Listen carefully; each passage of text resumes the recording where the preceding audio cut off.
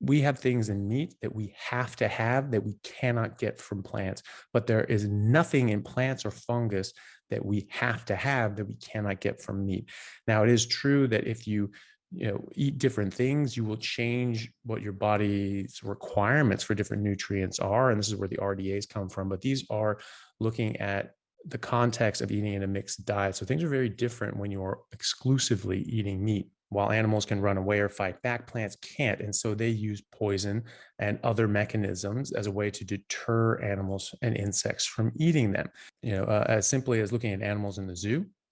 Animals in the zoo, if you have signs that say don't feed the animals, if you feed these animals something they don't eat, they get sick. And any proper zookeeper that knows what they're doing can tell you that if you feed an animal something that it doesn't eat in the wild, that they get sick. Well, what do they get sick with? They get obesity, heart disease, diabetes, cancer, autoimmune diseases, all arthritis, and all the rest of them. These things don't exist in the wild, and they don't exist in animals that eat their optimal, appropriately specific, biologically adapted diet.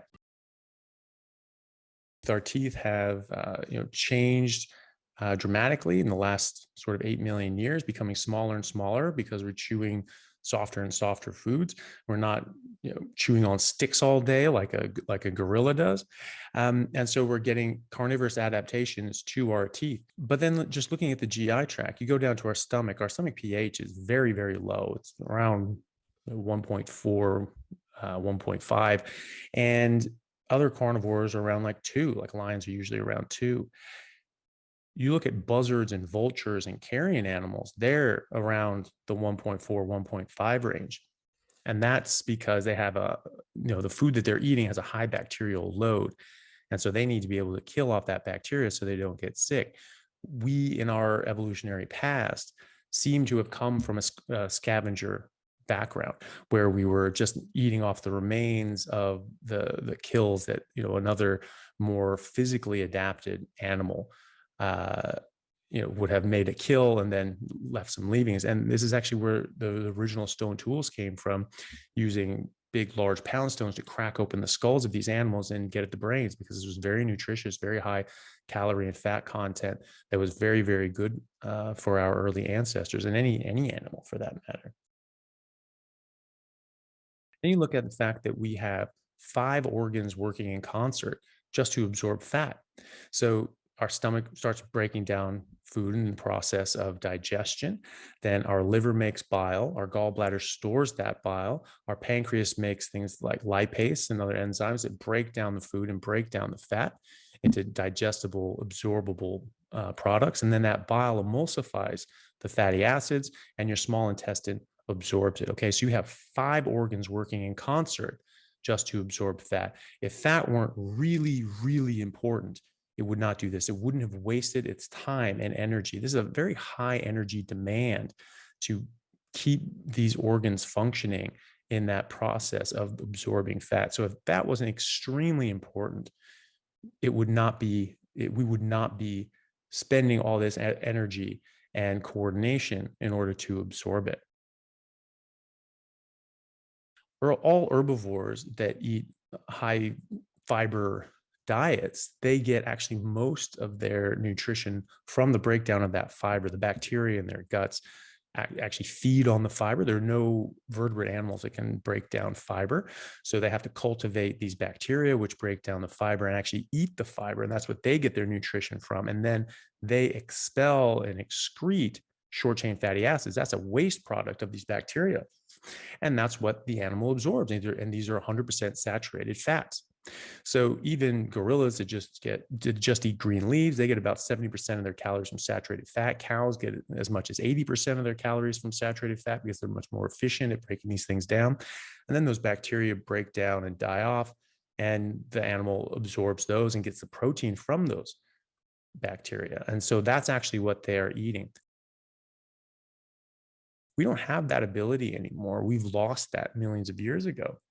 And this is evidenced by the fact that we have what's called an appendix, which in other primates and other animals who are hind gut digesters is actually a very, very long cecum. And that's where fiber will actually pack down into and break down into short chain fatty acids. So that's where they get the majority of their nutrition and their calories. We don't have that ability anymore. An appendix is a vestigial cecum. Vestigial meaning that millions of years ago, it used to be this large organ that could do this, but since we haven't used it in millions upon millions upon millions of years, it has shriveled up and gone away because your gut has a very high energy demand. And so if you're not using part of your intestine, it is really holding you back and wasting energy, which is death in the wild. You can also look at this in as far as colon disease and diverticulosis. Diverticulosis has been shown to have only a few correlating events. So constipation, high fat diet, and meat diets and all these sorts of things have no association with diverticulosis. In fact, there's a study showing with thousands of patients and thousands of colonoscopies looking at what factors were associated with this. They found the only things that had even an association with diverticulosis, which is sort of the outpouching and breakdown of your distal colon. And this can get infected and have problems. You can die from this. You have to get part of your colon removed. You'll have to have a colostomy bag. And the only things that were associated with diverticulosis, which could then turn to diverticulitis, was increased fiber and increased number of bowel motions a day. Well, I look at diverticulosis as colon failure.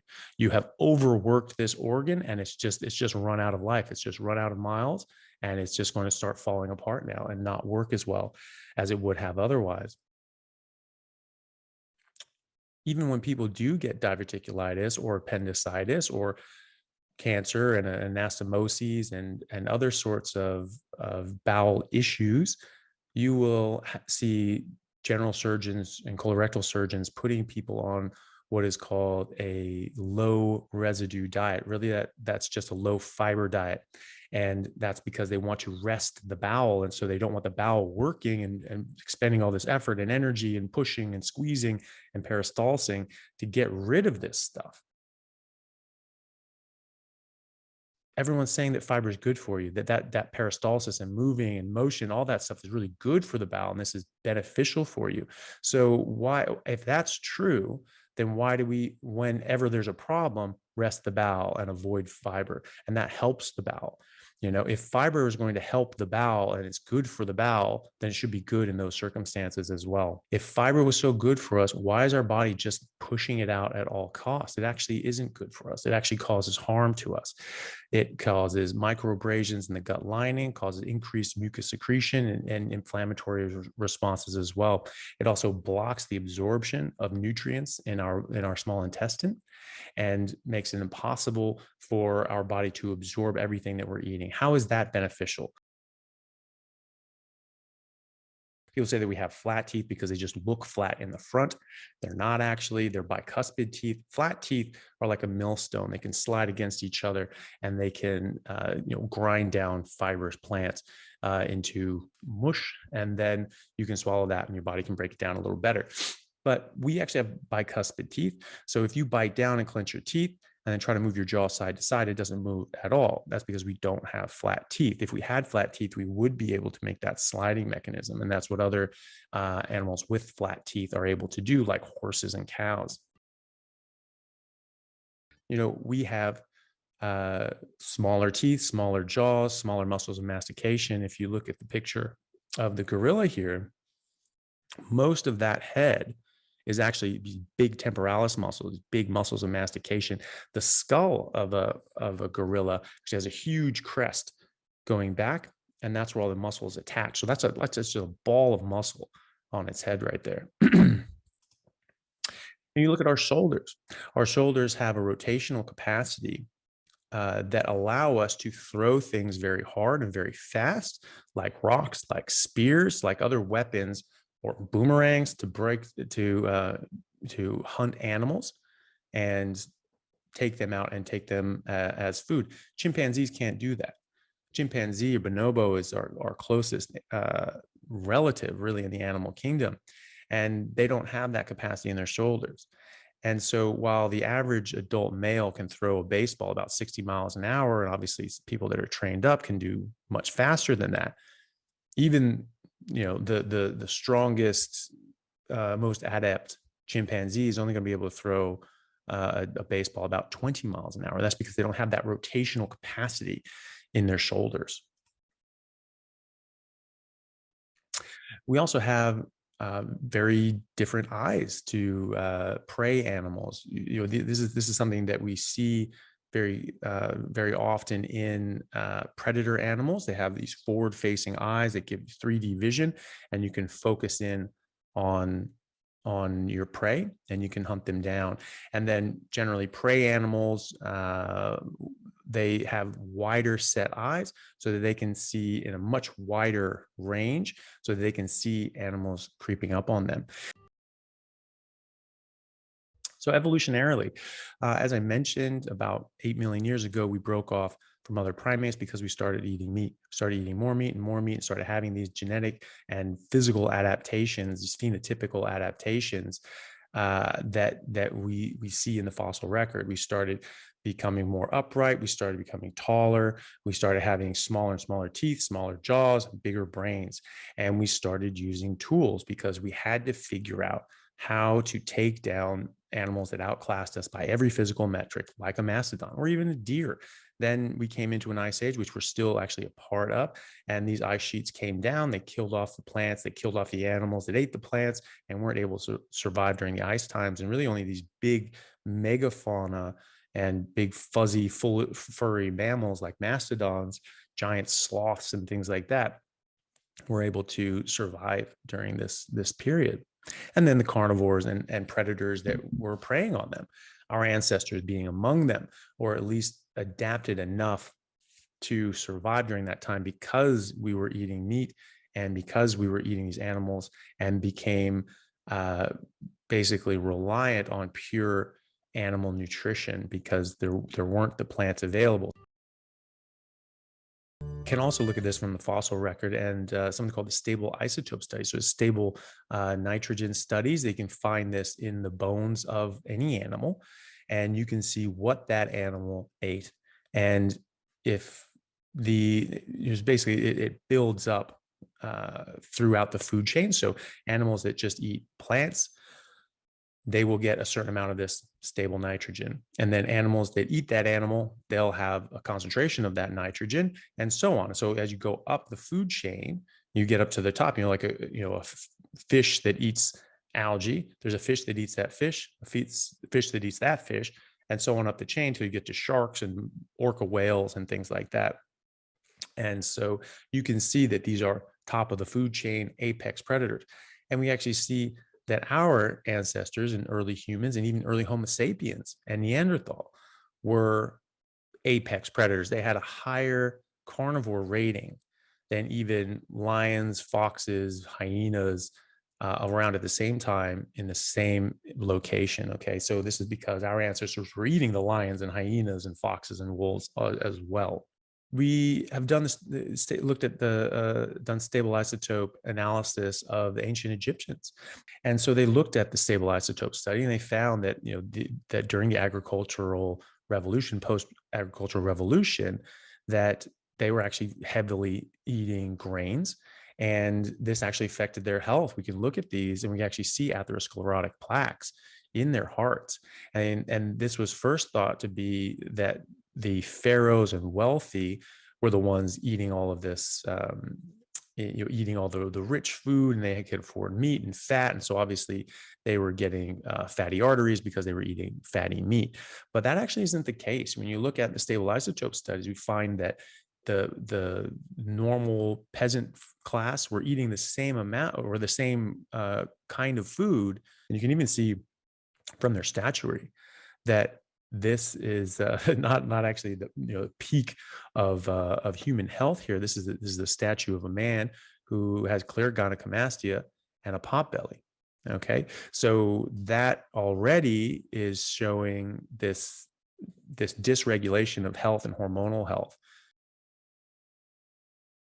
A major study that was done out of the University of Tel Aviv in Israel from Professor Mickey Ben-Dor. This showed that humans have been hypercarnivorous, apex predators for at least 2 million years. So again, apex predators, top of the food chain. This is what that stable isotope study shows, is that we actually were top of the food chain.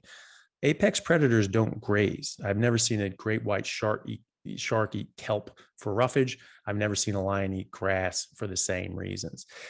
This is not what apex predators do. This is not what top of the food chain animals do. They eat animals. They eat the animals below them on the food chain.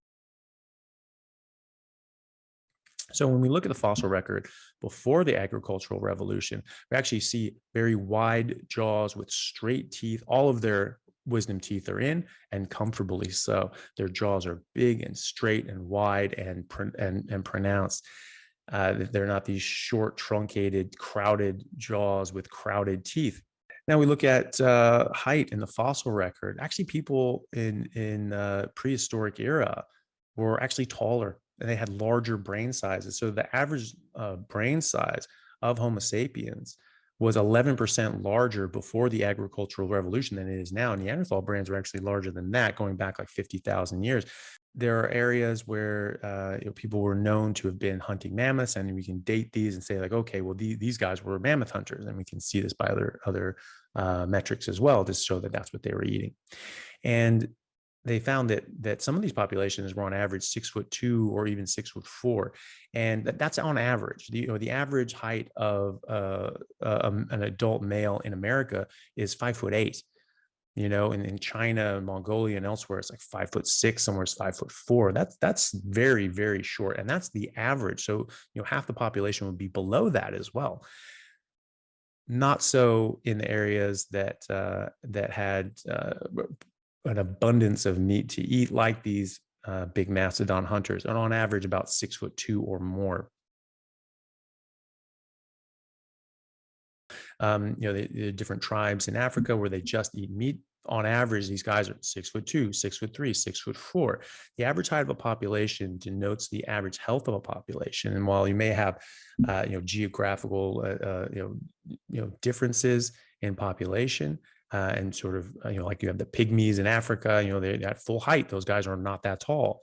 However, you do have different populations, like in Asia. We have people that went through the forced famines of Mao Zedong and the other communist famines.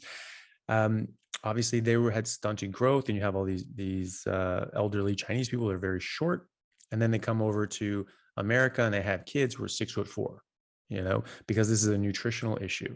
This is not just a genetic issue. And we look at brain size as well. Okay, so this is a chart of our brains growing, going back 10 million years, and it's slowly creeping up, slowly creeping up, slowly creeping up. And then you see it around 2.5 million years, all of a sudden this spike up. And that's because during that slow rise, we're eating more meat and more fat, and we were growing our brain because we're figuring out how to get better quality food. We're starting to figure out tools. And all of a sudden, when we're basically forced to go full carnivore because we don't have any other options with the ice ages, our brain development skyrockets, and it has this exponential growth right up until the end there, where you can see right there at the end, it all of a sudden has a sharp decline downwards. Okay, you cannot argue that is a genetic change. Like that is something that happened in the environment. Like the genes don't happen that fast. So it's nearly a straight line when you look at it, in proportion at that small area, and then almost direct line downwards. Okay, so that is a sharp decline. And so something happened there. Something happened that it was not good for us. And if you actually look at that coincides with the advent of agriculture and plant-based nutrition becoming more prevalent, not even as dominant as it is now, just more prevalent.